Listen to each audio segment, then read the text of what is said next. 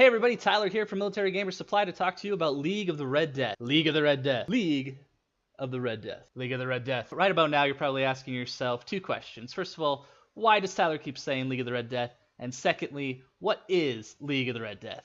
So on that first point, I don't really have a good answer for that.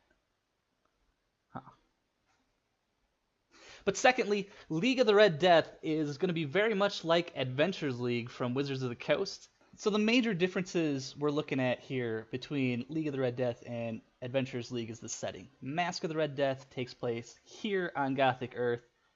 Adventures League takes place in Forgotten Realms, which is a fantasy magic setting. There is magic in Gothic Earth. It's just not as prevalent, and it's a lot scarier, is one way to put it. But anyway, if you check out an article that will be in the link below, or if you look at that video up there, there should be, if you click on it, there should be a link that takes you directly to my article. Either way, read that if you want some information on the background. So one of the issues I had personally with Dungeons & Dragons Adventures League was the introduction of new players. So a lot of people, they like to have their group and then they like to play together, and then a new player comes in and he's like level 1.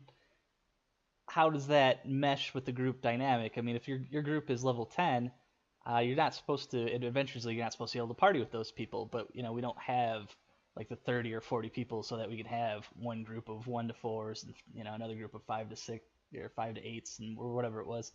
The way we address that in League of the Red Death is by the very fact that you are a mercenary company.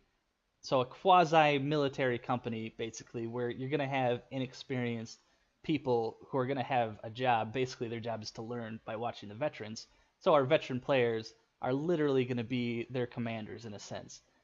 If you, as a new player, go in charge and try to kill the big bad guy, you're going to die. So another thing that's different is in League of the Red Death, there's a lot more ways for your character to expire. There are firearms. So if you get shot with a firearm, you're taking, I think, at minimum 2d8, and we do something called catastrophic damage. So if the DM rolls 2d8s and he gets 16 as a result, he gets to roll the dice again. Same for you. If you get max damage, you get to roll the dice again. But if you're getting shot multiple times, that damage really adds up. So we mitigate that in two ways, because there's no armor. So you're going to get hit a lot, probably. If you're sitting there, you know, out in the open against a bunch of guys with rifles, you're gonna get toasted pretty quick. So we mitigate that in two ways. First of all, you get max hit points at every level. So you don't have to roll, you just get max hit points. That kind of mitigates it, but again, you know, 10 hit points a level doesn't really help against multiple gunshot wounds. So another way that we mitigate character loss in League of the Red Death, whether that is from, you know, death by gunshot wound or being eaten alive or, you know, going insane, becoming an evil minion of the Red Death, all the horrible things that can happen to you in Mask of the Red Death.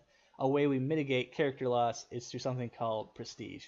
And I am going to leave a link below. I don't want to get too much into all of these concepts. You can read about them on the website. It's on tylersifrit.com. It's also going to be cross-posted over to militarygamersupply.com.